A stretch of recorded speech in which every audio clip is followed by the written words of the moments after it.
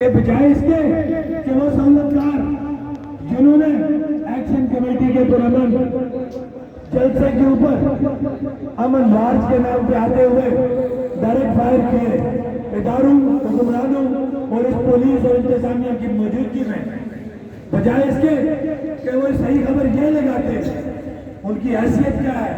Pakistan national media کی میں بات کر رہا ہوں، چند چینلز کی بات کر رہا ہوں، چند صحافیوں کی بات کر رہا ہوں جو بڑی بڑی باتیں کرتے ہیں لیکن اندر سے ان کا حال یہ مرا ہوا ضمیر مردہ ضمیر کے وہ لوگ ہیں کہ وہ جھوٹی خبریں لگا رہے ہیں۔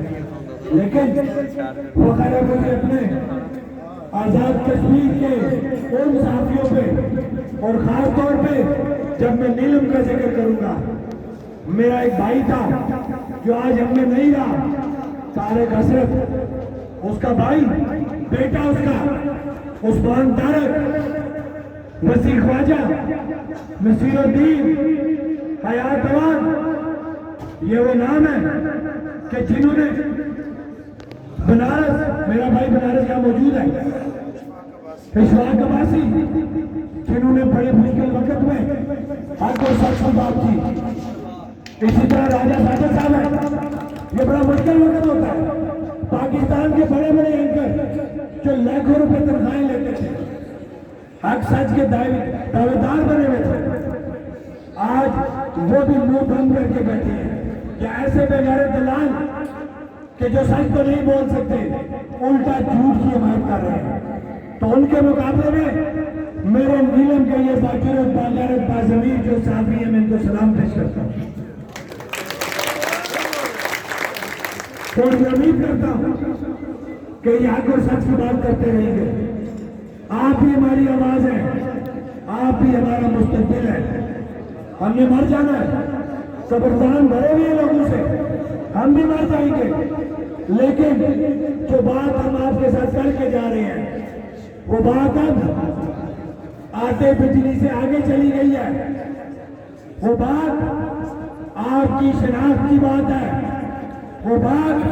آپ کی ریاست کی بات ہے،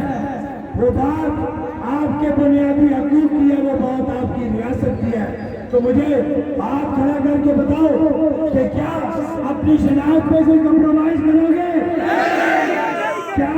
اپنی شناخت پہ کوئی کمپرومائز کرو گے؟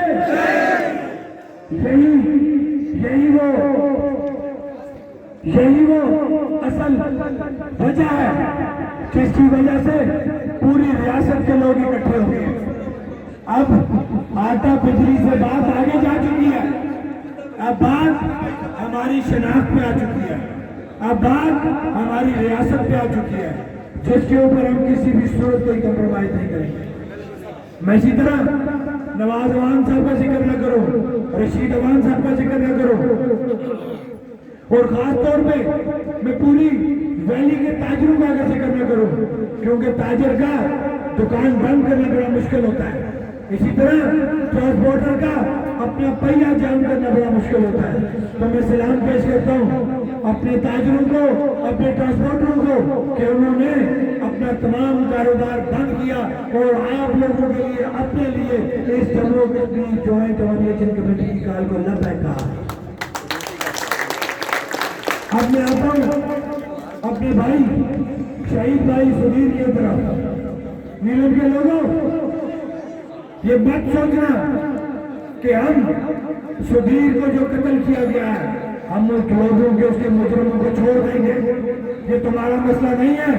یہ جموں و کشمیر جوائنٹ عوامی ایکشن کمیٹی کا مسئلہ ہے۔ سدھیر ہمارا بھائی ہے، اس کے ذمہ دار وارث ہم ہیں،